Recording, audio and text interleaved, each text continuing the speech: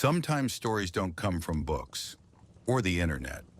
This one was told to me years ago by a man who swore it happened to him. He never wanted his name used, only that his warning be heard. If you're listening now, I suggest you stay until the end, because once you've heard it, you may never look at your own windows the same way again. Before we begin, let me ask you something. Do you enjoy these kinds of stories? If you do, leave a like, share your thoughts in the comments, or subscribe. It helps me bring you more of these tales and ensures you won't miss the next nightmare. Chapter 1. The New House. Daniel had always dreamed of living somewhere quiet. After years of apartment walls so thin he could hear every fight, every midnight shower, every muffled cough of his neighbors, silence felt like a luxury. When he finally signed the papers for the old house on Hollow Pine Street, he thought he'd found it. The realtor told him it had been empty for decades. "Neighbors keep to themselves. You'll love it," she said with a smile too polished to be genuine. But Daniel didn't care. The street was lined with crooked trees. The houses sagged with age. And at night, it was the kind of dark that felt complete. The kind of dark you didn't find in the city. His first evening was uneventful. He unpacked boxes, stacked plates into empty cabinets, and listened to the creaks of a house adjusting to a new presence. The air smelled faintly of dust and wood rot, but he liked it. It meant history, permanence. By the time the clock ticked past midnight, he had nearly forgotten how quiet the world around him was. No cars, no voices, just the low hum of the refrigerator and the occasional groan of the old floorboards. And then, as he passed the front window on his way to bed, he froze. Across the street stood the neighbor's house, the one the realtor had mentioned. Its roof sagged at the corners, its paint was stripped to gray wood, and its windows were black, like empty eye sockets. Except one of them wasn't. In the upper right window, faint and pale, a light glowed, not bright, more like the hazy orange of a lamp turned low. And in front of it was a figure. At first, Daniel thought it was a trick at the glass, a shadow, maybe his own reflection. But when he stepped closer, pressing against his own window, he saw her clearly, the silhouette of a woman, motionless, perfectly still, her form outlined against the dim glow behind her. She wasn't moving, she wasn't shifting, she was simply watching. A chill ran through him, and he pulled back instinctively. The realtor had said the house was empty, condemned even, yet there she was, the woman in the window. He blinked and for a moment thought she was gone. But when his eyes adjusted again, she was still there, her head tilted slightly as though angled toward him. He couldn't see her face. The distance was too far, the glass too dark, but he felt somehow that her eyes were on him. Daniel told himself to ignore it. New house, new stress. Maybe his mind was playing tricks on him. He laughed under his breath, though the sound came out shaky, and turned off his lights. But when he peeked once more through the curtains before heading upstairs, the silhouette hadn't moved an inch, still framed in the glow of that single dim lamp, still watching. It was nearly dawn before Daniel finally fell asleep. The image of that woman burned into his mind, and when the morning sun spilled through his bedroom, curiosity gnawed at him. He crossed the street, intent on proving to himself there was nothing to fear. But when he reached the porch of the abandoned house, his stomach twisted. The windows were coated thick with grime. Inside was nothing but dust and collapsed furniture. And when he looked up at the very window where he'd seen her the night before, there was no lamp, no furniture, no sign that anyone had been inside in years. Chapter 2, Flickers in the Dark. The second day in his new home passed slowly. Daniel tried to bury himself in the work of unpacking boxes, hammering shelves, dragging furniture from room to room.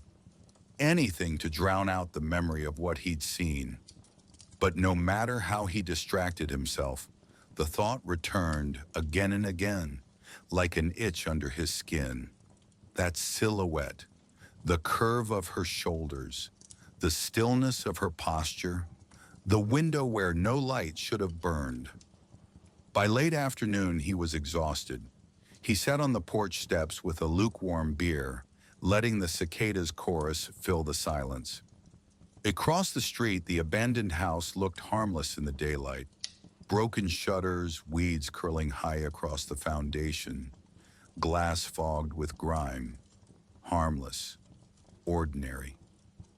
Yet even in the sun's glare, Daniel couldn't stop staring at that upstairs window. He could picture her there, etched in his mind like a photograph, watching him, always watching. When night came, Daniel told himself he wouldn't look. He pulled the blinds tight, switched off the lights, and planted himself in front of the television with the volume turned up too loud. Old reruns flickered across the screen, but he wasn't watching them. He was listening, waiting. The house had its own voice. The groan of settling beams, the faint scuttle of something in the walls, the occasional thud that might have been pipes. But underneath it all, he swore he heard something else, a faint hum, like the steady, muffled glow of a light across the street. Near midnight, curiosity clawed through his defenses. He told himself just one glance, just to prove to himself the window was empty. Slowly, he peeled back the curtain. His stomach dropped. The lamp was back, faint, orange, steady. And framed within it was her silhouette, exactly as before. The woman, motionless, unmoving, her head tilted slightly to the side, as though listening to something far away, or to him. Daniel gripped the curtain, sweat prickling the back of his neck. He forced himself to step closer until his breath fogged the glass of his own window. The woman didn't move, didn't twitch, didn't breathe. She was carved from shadow, impossibly still. His mouth went dry. "What the hell do you want?" he whispered, as if she could hear. His voice sounded small in the dark room. Across the street, the lamp flickered. Once, twice. A stutter of light and shadow. The silhouette strobed against the glass, vanishing and reappearing with each faltering flash. Daniel stumbled back, covering his eyes. When the light steadied again, the window was empty. She was gone. The air in the room thickened, pressing against his chest. He told himself it was good she was gone. Relief washed through him, until another thought arrived like ice water down his spine. Where had she gone? He scanned the neighboring windows, every corner of the street, his own reflection in the glass. For a split second, he thought he saw a pale shape in the reflection behind him, in his own living room. But when he spun around, the room was empty. His heart thundered in his ears, his skin cold with sweat. The next morning, Daniel decided to ask questions. The truth, he told himself, had to be simple. Kids breaking in, some local squatter using the house, maybe even a prank. The old woman who walked her terrier past his driveway each morning seemed harmless enough.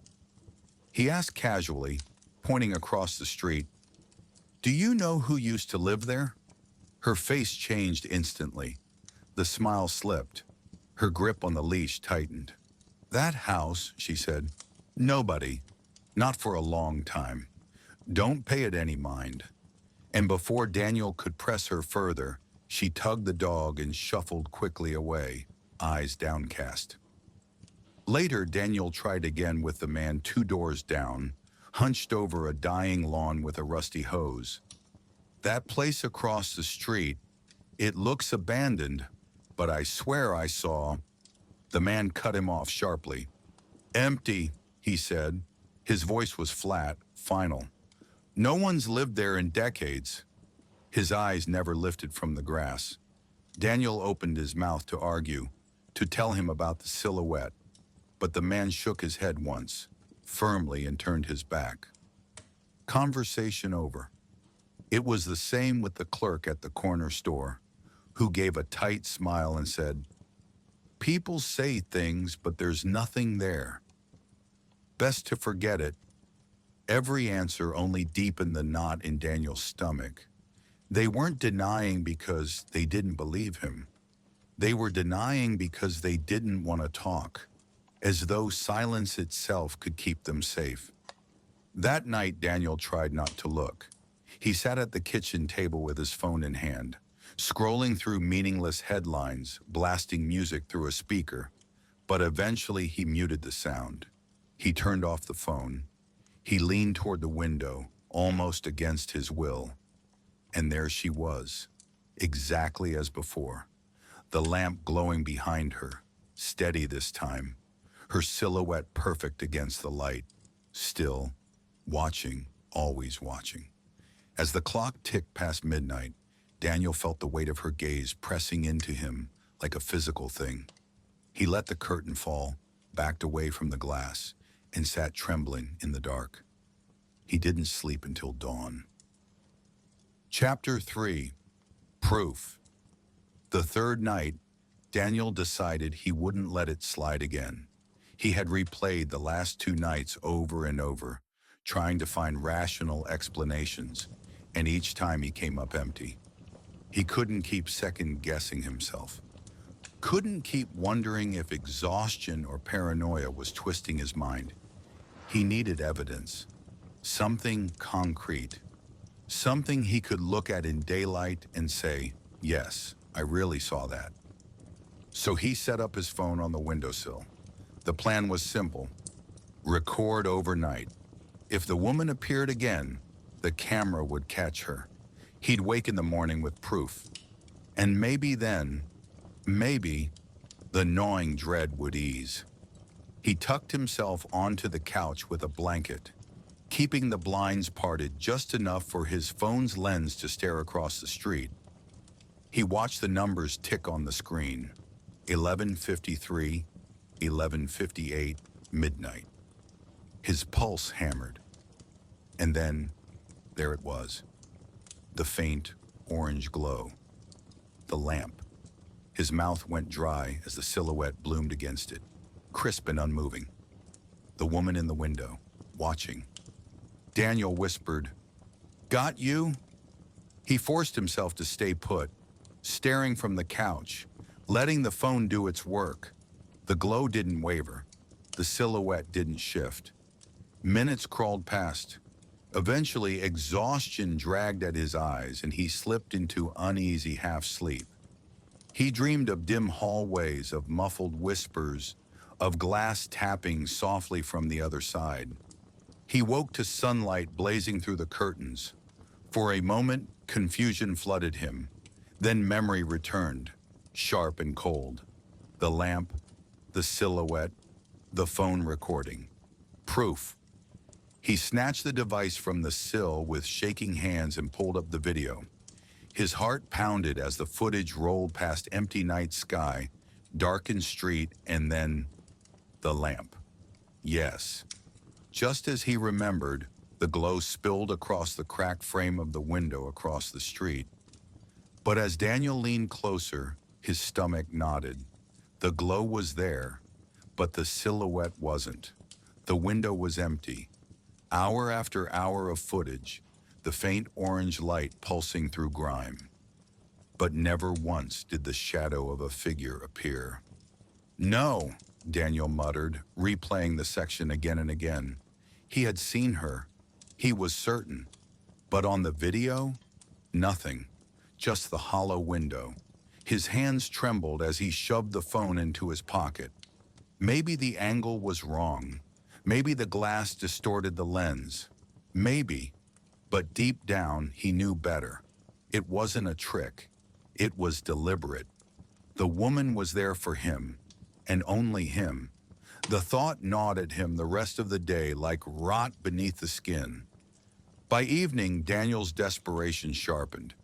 He dragged his camera bag from a box, dusted off his old DSLR, and fitted it with the longest lens he had. This time he would take still photos. Zoom close, no excuses. He waited, pacing the living room until his throat was dry and his nerves frayed raw. Midnight approached. The glow bloomed. And there she was, the woman in the window. Daniel snapped photo after photo, each shutter click breaking the silence like a gunshot.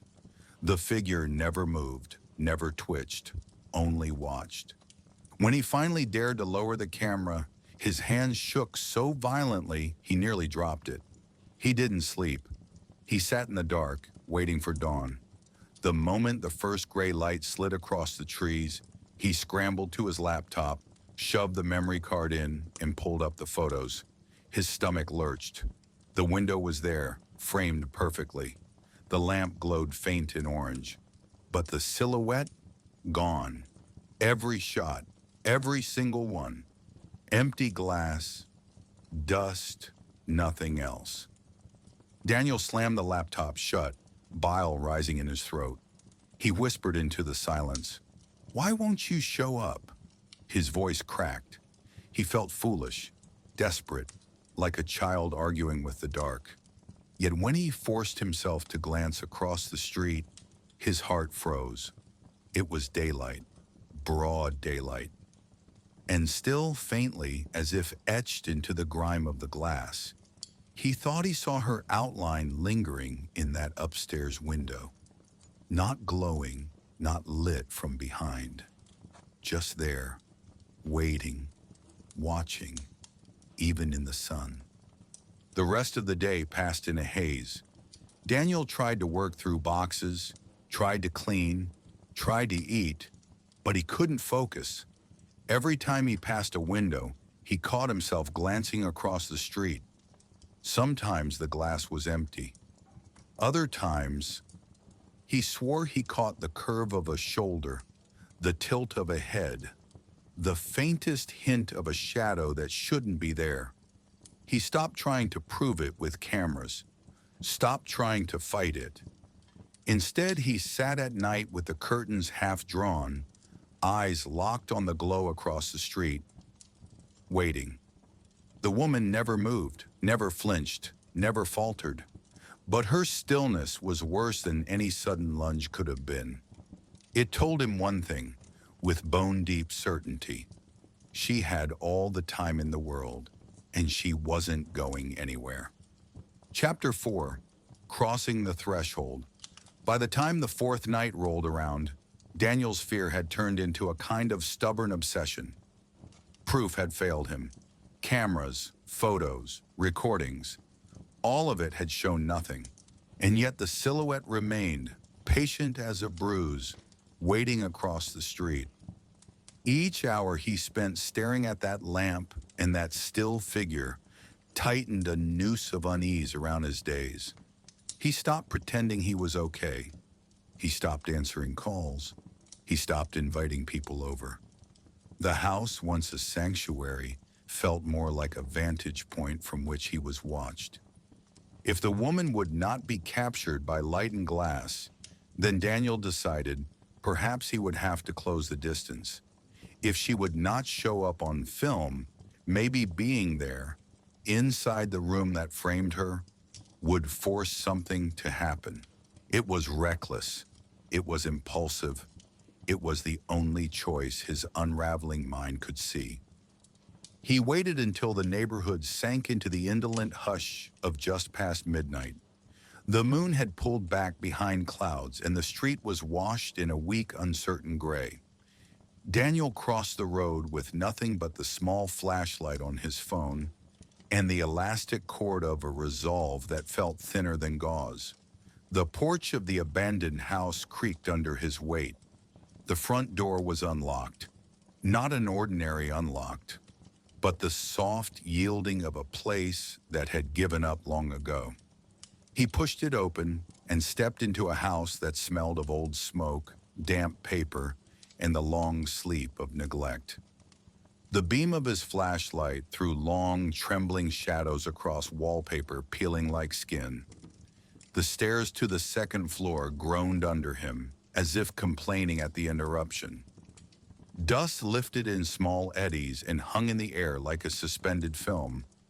He moved slow, each footfall measured, listening for anything that might mean he was not alone. For a long while there was only the quiet, the soft settling, the tiny skitter of something small in the walls. Then, higher up, a sound, a floorboard settling, deliberate and close to the window he had watched for nights. On the second floor, the air felt colder. The hallway narrowed, a corridor of shuttered doorways and long-forgotten rooms.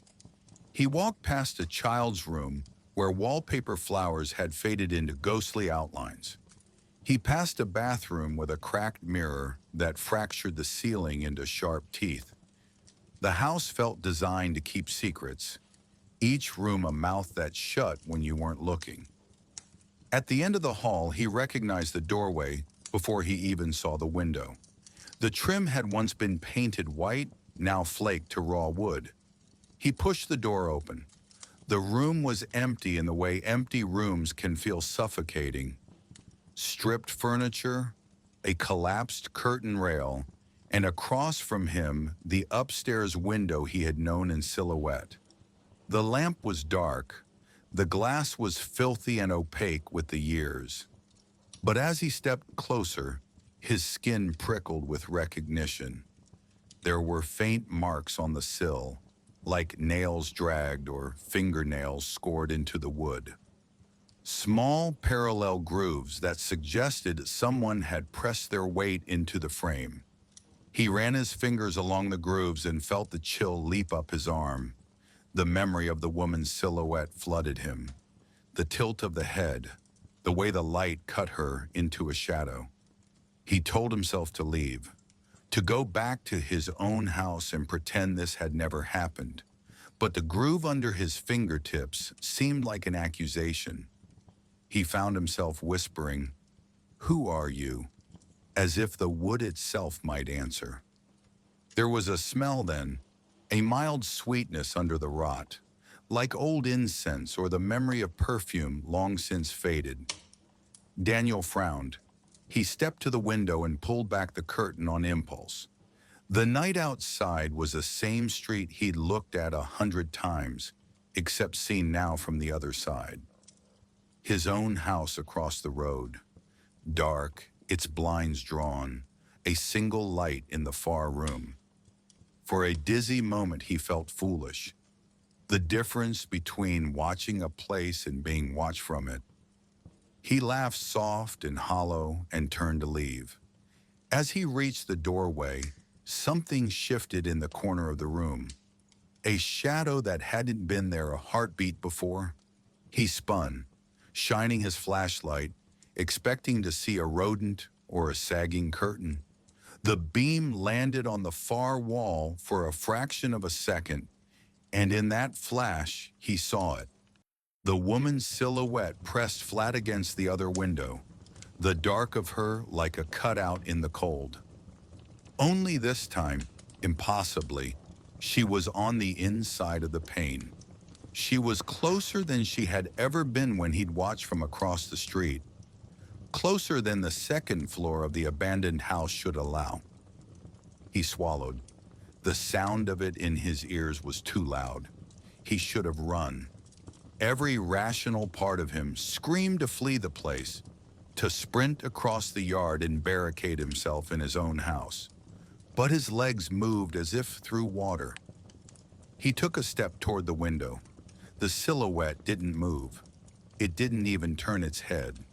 It was as still as a wax figure, as patient as a thing that had waited centuries.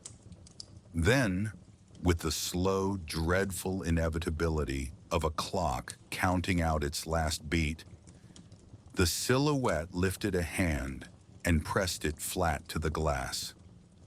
Daniel's throat closed. He pressed his own hand to the inside of the window opposite hers as if proximity could create proof or force recognition. For one heartbeat, he imagined heat through the pane, dry skin to dry skin. Instead, the glass felt like window glass should, cold, unyielding, ordinary. His breath fogged the pane. The silhouette's hand remained where it was, nothing behind it that looked like bone or flesh. He blinked. When he opened his eyes again, the shadow was gone. The room was empty, light and dust and the steady sound of his own breathing. He left the house, stumbling down the steps into the yard, heart hammering. For a moment he considered running home and never leaving it again. But when he crossed the road, stepping onto his own porch and closing the door behind him, the relief that should have washed over him did not come. Instead, there was a sense of wrongness that sat in his chest like a stone. He told himself none of it mattered, that he had been in a decrepit house and his mind had given him images to match. That was all. Sleep would clear it. Morning would explain it. He didn't sleep. At 3 in the morning, a sound woke him, a soft scuffing, like someone walking along the other side of his walls. He lay still, listening. The house breathed around him, pipes shifting, the furnace sighing, the distant rumble of traffic. The scuffing came again, purposeful now, the kind of careful step you take if you don't want to be heard. It moved along the hallway outside his bedroom, slow and deliberate. Daniel held his breath and counted the seconds. The sound stopped right outside his door. He told himself it couldn't be real. He told himself that he had imagined the footsteps in his exhaustion. But his hand found the bedside lamp, and he flicked it on faster than his mind had any right to move. The room popped brilliant and ordinary around him. The hallway outside his door was empty. He could see the pale rectangle of the landing, the outline of the stairwell. Nothing there. He laughed then, a brittle, strangled sound that startled even him. "Get a grip," he told himself aloud. "Get a grip, Daniel." It was only when he turned the lamp off again, when he lay back down and tried to force his heart to slow, that he noticed the window. The curtains had been drawn when he went to bed. Now they hung apart.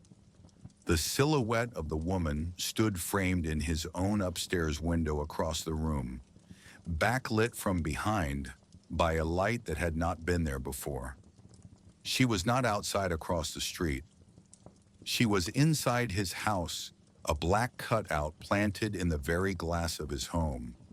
For a moment he could not move. Numbness pinned him in place. Her head tilted with that same patient angle he had seen every night across the way. Her hand raised slowly toward the glass. Daniel's lungs felt like they were being crushed, small and useless against the weight of the room. Instinct finally took him. He pushed himself up and stumbled toward the bedroom door, heart slamming like a trapped animal. He threw it open and fled down the stairs 2 at a time, each footfall deafening in the silent house. He didn't stop until he had yanked the front door open and spilled out into the cold night air, breath blasting in white clouds. He ran across the yard, across the street, stumbling up the steps of the abandoned house as if somehow that place offered shelter from whatever had invaded his home. But when he thrust the door open and charged the hallway, the upstairs room was empty. The window there showed only glass streaked with the ghostly residue of rain and years. No silhouette, no light, no sign of the presence that had stood in his house. He was panting now, fingers slick with sweat, and the ridiculousness of the scene hit him. The way he had run into the very place he had feared, as if the house itself might counsel him. He laughed then, hysterical and high, the sound cracking the hush of the room. He could not explain it. He could not understand it. He could only feel it, a sense of having been seen in the rawest, most private way possible. When he returned home at dawn, unsure where else to go, the neighborhood looked ordinary in the pale morning light. Children rode bikes down the street. A mailbox clanged shut somewhere. The ominous weight of the night still sat on him, but daylight borrowed the world a measure of reason. He closed his blinds. He pulled curtains tight. He circled his house, checking windows and locks as if that would undo what had happened. Nothing seemed disturbed. There was no mud tracked across the floor, no footprints in the carpet. Nothing physical to show that something had been in his house. Yet when he stood at the center of his living room and stared at the dark rectangle of the upstairs window, he saw, imprinted faintly on the inside of the glass as if left by a damp hand, the outline of the silhouette he had watched across the street. It was there, not vividly, but like a bruise under skin, a ghost of darkness, a memory in the glass. He pressed the pad of a finger to it and felt cold run through his hand. The mark did not lift. He rubbed at it with his sleeve until his arm ached. It did not fade. The knowledge sank into him then, heavy and irrevocable. She had crossed a line. She had been in his house. She had known the exact rooms he slept in, the exact times he woke, the small habits he believed safe. The boundary between observer and observed had dissolved. There was no longer a place on Hollow Pine Street that was purely his. As the sun climbed, Daniel felt less like a man and more like a terrified animal waiting for a storm. The silhouette in the glass was a promise or a taunt, something that said she could choose where she stood. He had wanted proof. The proof had come. It was worse than any picture could have been. It was intimate and invasive and real. He understood then that the story had moved beyond curiosity and documentation. It had entered a territory where action, not evidence, might be the only thing that saved him. Chapter 5. The Last Night. Daniel tried everything. He scrubbed the glass until his hands ached, but the handprint never lifted. He taped over his windows with thick black trash bags, but the faint glow of the lamp across the street still burned through the seams, painting his walls with its sickly orange pulse. He avoided the living room entirely, then the kitchen, then the hallway, until the house that had once felt like a refuge became a prison of locked doors and restless pacing. Yet no matter how he barricaded himself, when night came, the silence whispered her presence. On the fifth night, exhaustion made him reckless. He sat on the edge of his bed, curtains drawn tight, whispering to himself, "You're not real. You're not here. I don't believe you." He said it like a prayer, over and over, until the words slurred together. Then against his will, his eyes drifted upward. The curtains stirred though no window was open. A sliver parted, thin as a knife wound, and through it he saw her. The silhouette stood not across the street, but in his own yard, framed against the weak moonlight. She wasn't backlit by any lamp this time. She was darker than the night around her, cut out of the world itself, her head tilted with that awful patience. She didn't move. She didn't need to. Daniel froze. He couldn't breathe. When the curtain fell closed again, he knew without looking that she was still there. He stayed awake until dawn, his body vibrating with nerves. But as the sky lightened, the yard was empty. His hands shook as he brewed coffee. He stared into the bitter swirl in his cup, telling himself he had imagined it. But when he turned toward the sink, he saw the back door was unlocked. Not broken, not forced, just standing ajar by a hair's width, as though someone had slipped quietly inside and closed it behind them. That day, Daniel finally gave up on silence from his neighbors. He drove 2 towns over to the county records office, hungry for an explanation. The clerks were slow, disinterested, but after hours of digging, he found it, a single yellowed file about the house across the street.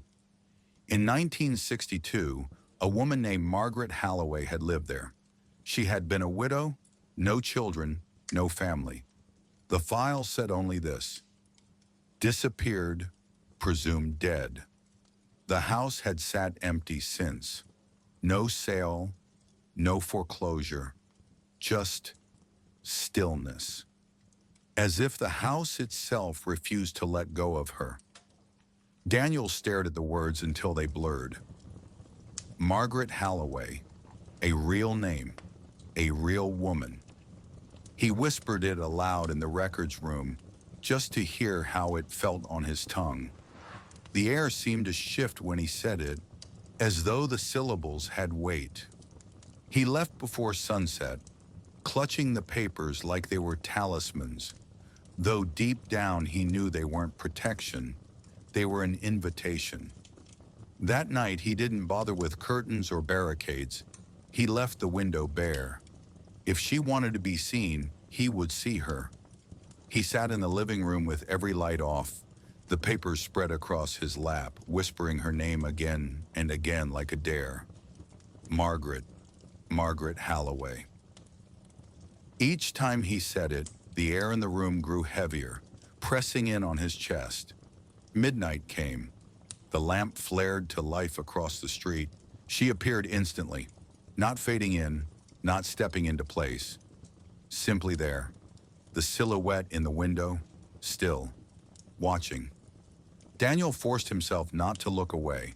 He stood, trembling, and whispered her name again. Margaret. For the first time, the silhouette moved. The head tilted to the other side, sharp and unnatural, like a puppet jerked by strings. His breath caught. He whispered again, Margaret. This time the figure lifted a hand, slowly, so slowly, and pressed it against the glass. Daniel pressed his palm to his own window in answer. The moment his skin touched the glass, every light in his house snapped off.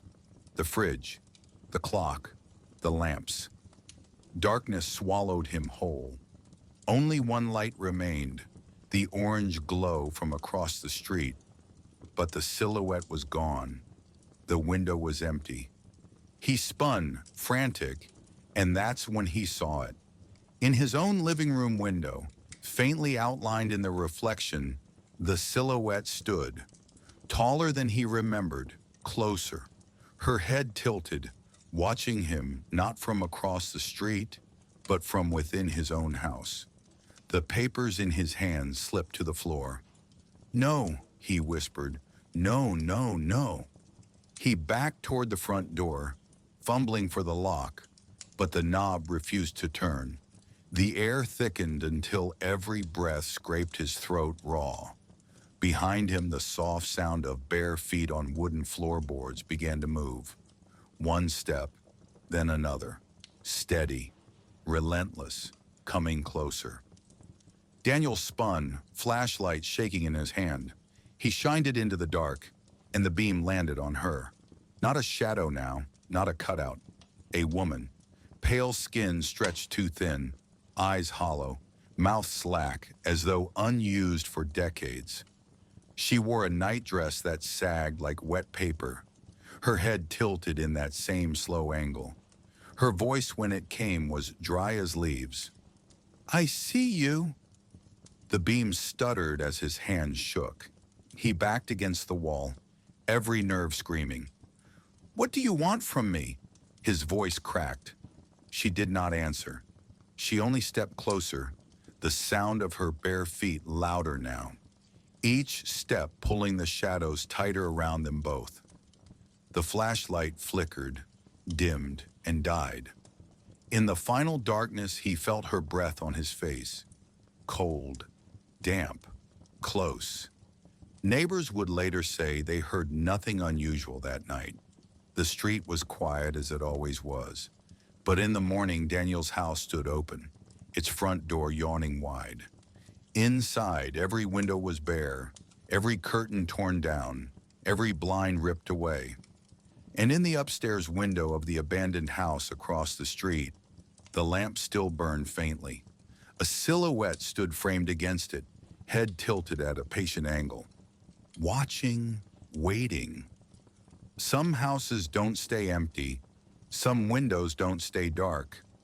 If you ever find yourself on Hollow Pine Street, don't look too long into the upstairs window across from Daniel's old house. If you do, she might notice. And once she notices, she never looks away. And so ends the story of the woman in the window. Remember, some eyes never look away, and some houses never stay empty.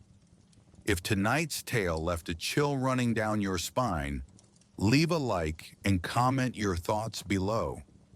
I'd love to hear if you could feel her watching too. Don't forget to subscribe and hit the bell so you won't miss the next story, because some nightmares are just waiting for you to listen.